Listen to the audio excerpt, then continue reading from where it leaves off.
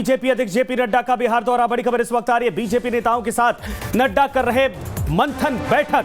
BJP दफ्तर में यह बैठक हो रही है। बीजेपी कोर कमेटी के साथ जेपी नड्डा कर रहे मंथन। बड़ी खबर, सम्राट चौधरी, विजय सिन्हा बैठक में मौजूद है। 2024 लोकसभा चुनाव की भरेगी रणनीति। बड़ी खबर इस वक्त आ रही है। भारतीय जनता पार्टी के राष्ट्रीय अध्यक्ष इस वक्त मंथन कर रहे। आपको बता दें कि प्रदेश कार्यालय में यह मीटिंग चल रही है। महिला कार्यकर्ताओं ने फूलों की बारिश कर उनका स्वागत किया। वहीं आरती का थाल लेकर बीजेपी की महिला कार्यकर्ताओं ने बकायदा जेपी नड्डा का तिलक किया। महिला कार्यकर्ताओं ने जेपी नड्डा को मिथिला का मखाना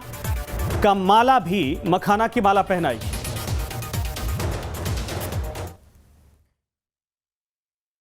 देख सकते हैं बीजेपी के राष्ट्रीय अध्यक्ष जेपी नड्डा बीजेपी प्रदेश कार्यालय पहुंच चुके हैं। देख सकते हैं उनकी जो स्वागत में तमाम जो महिला है वो ढोल खुद बजा रही है। महिलाओं के द्वारा ढोल बजाया जा रहा है और जो उनका काफिला है वो बीजेपी प्रदेश कार्यालय पहुंच रहा है। आपको बता दूं कि कैलाशपति मिश्र के जन शताब्दी समारोह में शामिल होने पटना पहुंचे थे, जहां पे उन्होंने नीतीश कुमार, लालू यादव पे जमकर हमला बोला है पटना के बापू सभागार से। और अभी बीजेपी प्रदेश कार्यालय से में पहुंचे हैं जेपी नड्डा और उनके स्वागत में देखिए फूलों की बारिश हो रही है। ये सीधी तस्वीर बीजेपी प्रदेश कार्यालय का है जहां जेपी नड्डा पहुंचे हैं अभी, और तमाम जो महिलाएं हैं वो उनके स्वागत करने में खड़ी हैं। और देख सकते हैं कि फूलों की बारिश हो रही है। अपने सहयोगी से बोलेंगे महिलाओं। ये अंतिम पासा फेंका गया है लालू जी और नीतीश जी के द्वारा। ये पासा उनका काम नहीं आएगा। ये चारों खाने चित होंगे और 82% हिंदुओं की जनसंख्या है।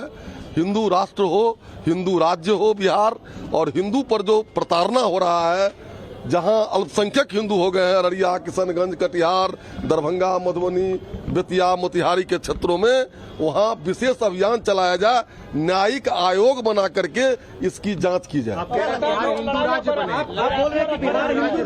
निश्चित रूप से हिंदू राज्य बनना चाहिए। तो ये तो 18% हो गई है, तो चिंता का विषय है। आने वाले दिनों में जिस तरह से उनकी जनसंख्या बढ़ रही है, इस्लामिक राष्ट्र की ओर बढ़ रहा है कदम। तो रितेश हमारे साथ, हमारे सहयोगी जुड़ गए हैं इस वक्त लाइव। रितेश, जेपी नड्डा इस वक्त बीजेपी दफ्तर में, कहा जा रहा है कि तमाम बड़े नेताओं के साथ जो राज्य की इकाई के हैं उनके साथ मीटिंग मंथन चल रहा। क्या बातें हो रही हैं, क्या मंत्र दिया जाएगा? क्योंकि आज जब संबोधन चल रहा था जेपी नड्डा का, बहुत सारी बातें बिहार की राजनीति को लेकर और देश की राजनीति को लेकर उनके बयानों से, भाषण से साफ झलका।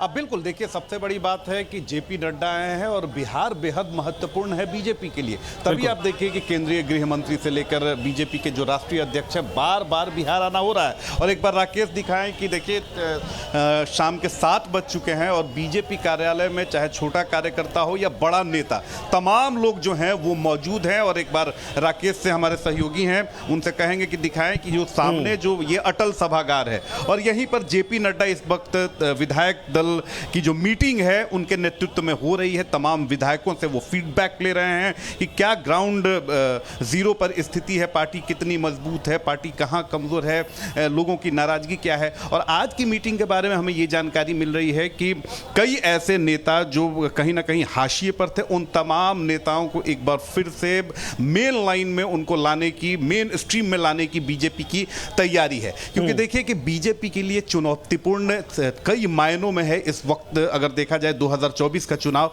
क्योंकि पिछले बार उनके साथ नीतीश कुमार थे, लालू यादव उतने मजबूत नहीं थे, कांग्रेस की भी स्थिति उतनी अच्छी नहीं थी। लेकिन इस बार स्थितियां काफी चुनौतीपूर्ण हैं। नीतीश कुमार जो कल तक सहयोगी थे बीजेपी के, अब छिटक कर चले गए हैं महागठबंधन की तरफ। और 2019 में आप सोचिए कि 40 सीटें बिहार में हैं, संसदीय सीटें, और उसमें 39 सीटें अपने पाले में कर लेना बहुत बड़ी बात है। और उसी प्रदर्शन को दोहराना बीजेपी के लिए काफी चुनौतीपूर्ण है। क्योंकि सामाजिक समीकरण देखें, राजनीतिक समीकरण देखें, तो पूरी तरीके से यहाँ पर चीजें जो हैं वो बदली हुई हैं। और ऐसे में उस प्रदर्शन को दोहराना तो बीजेपी के लिए चुनौती है ही। इसके अलावा जिस तरह से बिहार में मौजूदा राजनीतिक समीकरण बदले हैं, जिस तरह से कास्ट सेंसस पर सारी चीज़ें जो रिपोर्ट सार्वजनिक की गई है, तमाम चीज़ें चैलेंज है। और यही कारण है कि बार बार बीजेपी के नेता आ रहे हैं, तमाम जो बड़े नेता हैं। अभी देखिए कि विधायक दल की बैठक के अंदर चल रही है। इसके अलावा अगर बात करें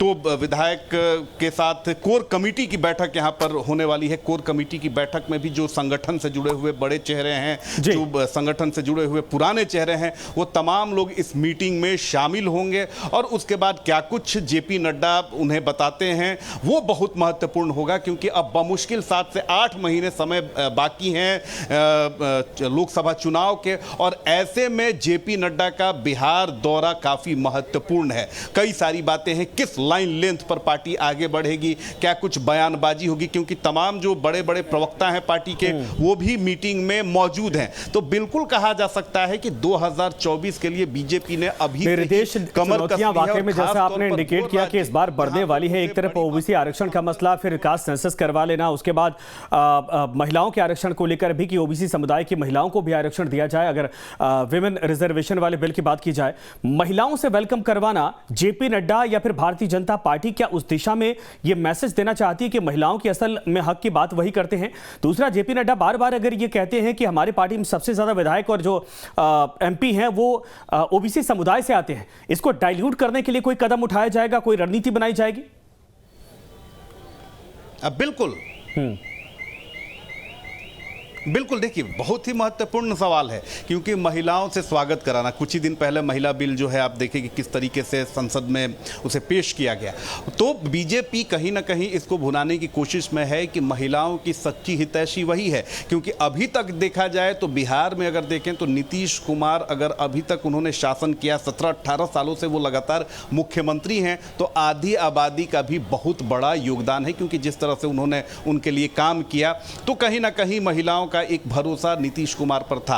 और यही कारण है कि जब महिला आरक्षण का ये पूरा रास्ता साफ हुआ, तो बीजेपी को लग रहा है कि अब महिलाओं के सहारे भी वो चुनावी बैतरनी पार कर सकती है। दूसरी बात, बीजेपी के तमाम नेता, चाहे वो प्रधानमंत्री हो, चाहे राष्ट्रीय अध्यक्ष हो या कोई भी नेता हो, ये बार बार जताने की कोशिश कर रहा है कि भले ही बिहार में अपनी जातीय जनगणना करा ली, अपने राजनीतिक लिहाज से आपने अपने राजनीतिक लाभ उठाने के लिए इसे कराया है, लेकिन असल में बीजेपी ने जो सियासत की है, जो प्रतिनिधित्व देने की बात है, चाहे केंद्र में आप देखिए कि कितने बड़ी तादाद में सारे लिस्ट को उन्होंने सार्वजनिक किया है कि कितनी तादाद में ओबीसी के मंत्री हैं, कितने विधायक ओबीसी के हैं उसके राज्यों में, कितने सांसद ओबीसी हैं या एससी एसटी कम्युनिटी से हैं। तो ये बात बीजेपी बता रही है कि भले ही आप जातीय जनगणना की राजनीति पर अपनी बात कह रहे हो, लेकिन बीजेपी इन सारी चीजों को बिल्कुल धन्यवाद।